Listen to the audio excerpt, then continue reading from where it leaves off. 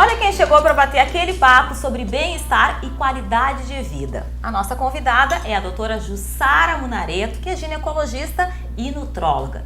Doutora, o que faz a gente comer, doutora? Tem alguns fatores que são importantes, entre eles a ansiedade. Ansiedade. Depressão, ansiedade, isso pode gerar a necessidade de comer, porque o comer ajuda a baixar a ansiedade, né?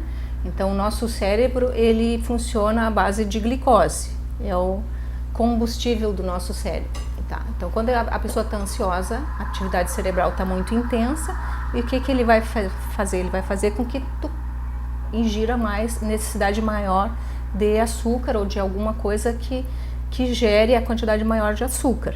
Então tu acaba comendo mais doces, por exemplo, ou pão, ou alguma coisa que se transforme em doce, em açúcar rapidamente e que faça com que ele acalme.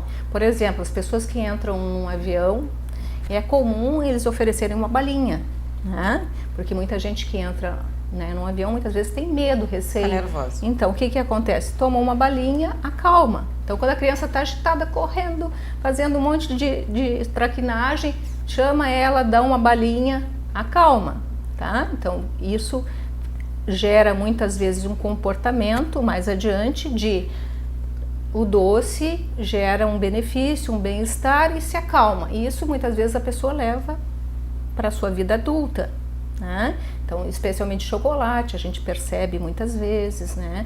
O chocolate tem uma substância que ajuda em acalmar a pessoa, né? Então, L-feniletilamina, que é uma substância que é extraída do chocolate, que a gente pode usar como uma maneira, a gente usa para diminuir a vontade de comer o chocolate, uma substância que é extraída do próprio chocolate e funciona muito bem, tá?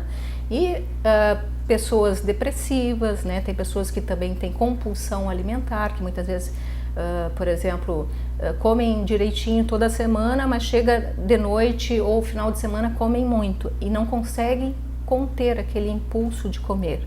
Então muitas vezes essas pessoas têm dificuldade para manter o peso e não adianta ela orientá-las, educá-las, né? Colocar na atividade física, porque ela não consegue conter aquela compulsão, e daí muitas vezes elas precisam de medicação. Então o único medicamento que a gente dispõe no Brasil, que é o inibidor do apetite, é a sibutramina, que não é uma boa medicação, tem muitas contraindicações, tem muitas situações que a gente não pode usar em hipertensão, em pacientes com problemas cardíacos, em diabéticos. Então a gente tem lançado mão de algumas outras substâncias que atuam sobre a ansiedade e com isso conseguem controlar o peso. Então a gente tem usado, por exemplo, bupropiona, que é uma substância que ajuda, que dá ânimo, que dá disposição, né, que faz com que a pessoa tire aquele cansaço, que às vezes a pessoa chega em casa, vou fazer isso, vou fazer ginástica, chega em casa, desaba, né, então sem energia. Desânimo. Então a bupropiona funciona bem para esses casos, né, especialmente para pacientes que têm uma alimentação mais rica em coisas salgadas, por exemplo, ele funciona bem para alimentação salgada. Já o topiramato, ele funciona bem para quem come doces, né? Então aquele que tem compulsão alimentar, que come muito numa hora só, ou que coma doces, tá? A gente tem associado junto à bupropiona a naltrexona, que fora do Brasil já tem um composto que é os dois juntos. No Brasil a gente tem que prescrever separado a naltrexona, que daí a naltrexona auxilia a funcionar melhor a bupropiona e também auxilia no doce, tá? Então muitas vezes o paciente se sente desamparado no sentido de, vou dizer assim, a obesidade é uma doença, né? E que é uma doença grave que leva a muitas outras doenças, hipertensão, diabetes, aumento de colesterol, aumento de problemas cardíacos e aumento até de câncer, né? Por causa da obesidade, ela gera mais câncer.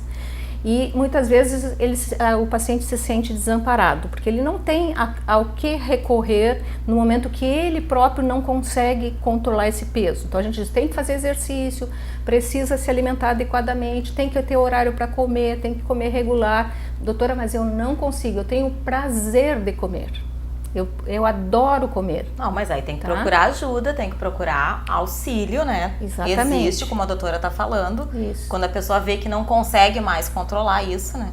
Porque Então, esse descontrole na balança, isso a gente não conseguir, porque realmente, com o passar do tempo, a gente vai acumulando um pezinho, e aí com o passar do tempo, né, vai fazendo uma coleção de quilinhos, e aí eu acho que já tem que soar o alarme que a gente precisa de ajuda, não é? Normalmente quando a pessoa tem prazer em comer, ela tem uma deficiência de um neurotransmissor que chama dopamina, que é um neurotransmissor ligado ao prazer, é o centro de recompensa do cérebro. Então, na verdade, é que a gente tem que criar uma cultura nova, na qual se alimentar bem não é se alimentar muito, né? Se alimentar com uma variedade de alimentos que sejam importantes para a saúde, com menos produtos industrializados, com alimentos mais orgânicos, em quantidade pequena, porque quer viver muito, precisa comer pouco, tá? Então buscar prazer aonde? Em outras esferas que não na alimentação, tá?